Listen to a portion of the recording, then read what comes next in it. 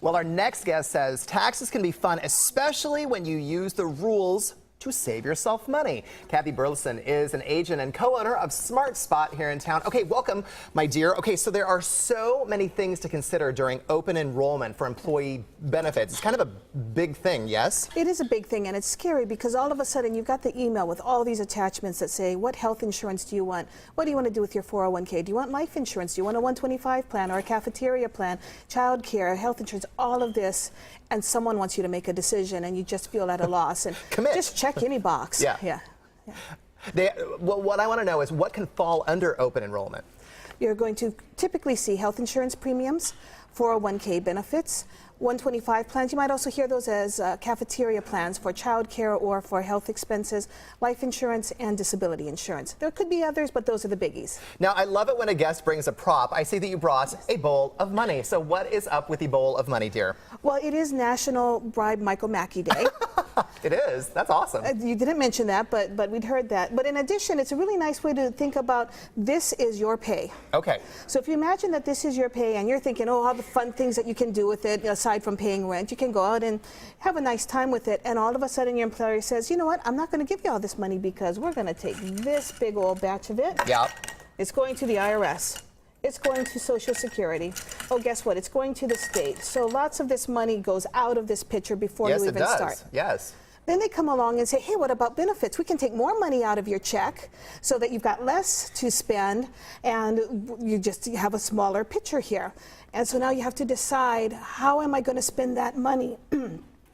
And so one of the things that people overlook when they think, can I afford these benefits, is how this picture or this glass of taxes is affected by your benefits. Good point. So you decide, I want to take the health insurance premiums. Well, that's going to be a pre-tax benefit. So you're going to take some more money out. It's going to go over here, but a couple of the ones from the taxes are going back into the picture.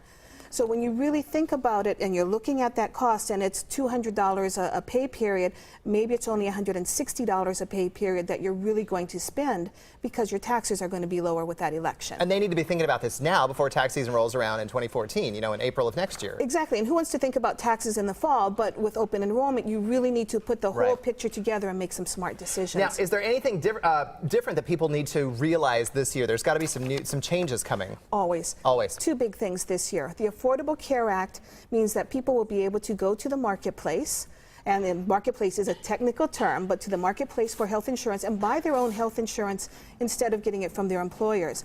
So when you're figuring out what health insurance do I want, it's not just what does my employer offer, but what can I get on the open market and what's going to be the most affordable. So that's for everyone. In addition, for same-sex couples, the IRS just last week ruled on how they're going to treat same-sex couples for tax purposes. That means even if you live in a state that doesn't recognize same-sex marriage, if you are married somewhere that does recognize it, you are treated as married for tax purposes, which also means for benefit purposes.